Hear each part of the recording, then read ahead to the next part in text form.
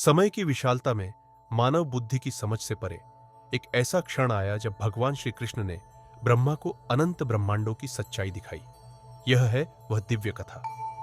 वाचक महान सृष्टिकर्ता ब्रह्मा परम सत्य की खोज में भगवान श्री कृष्ण के पास आए, लेकिन जो उन्होंने उस दिन देखा उसने उनके अस्तित्व की पूरी समझ को बदल दिया।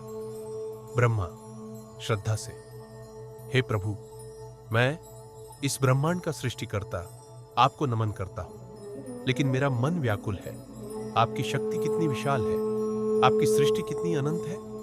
श्री कृष्ण, हे ब्रह्मा, तुम स्वयं को इस ब्रह्मांड का एकमात्र सृष्टिकर्ता मानते हो, लेकिन क्या एक बूंद सागर की गहराई को समझ सकती है? मेरे साथ आओ और तुम सत्य को देखोगे।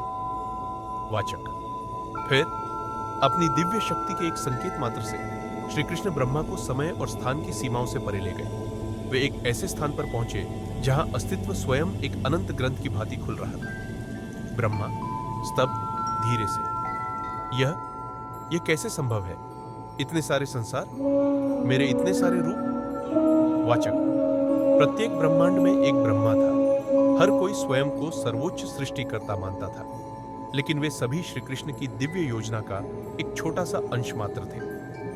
श्री कृष्ण मृदु मुस्कान के साथ, हे ब्रह्मा, क्या अब तुम समझे? तुम केवल असंख्य ब्रह्माओं में से एक हो जो अनंत लोकों में अस्तित्व रखते हैं। मैं ही सबका स्रोत हूं, समय और सृष्टि से परे। ब्रह्मा श्री कृष्ण के चरणों में गिरते हुए, हे प्रभु, मेरी अज्ञानता के लिए क्षमा करें। अब मैं समझ गया हूं, मैं केवल आपके दिव्य संगीत की एक ध्वनि मात्र हूं। वाचक और इस प्रकार ब्रह्मा अपने लोक में लौटे, इस गहन सत्य को अपने हृदय में संजोए हुए।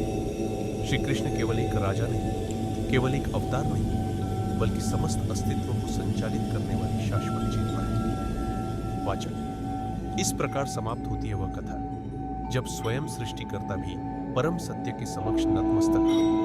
हम भी सत्य की खोज में इस ब्रह्मांड की विशालता में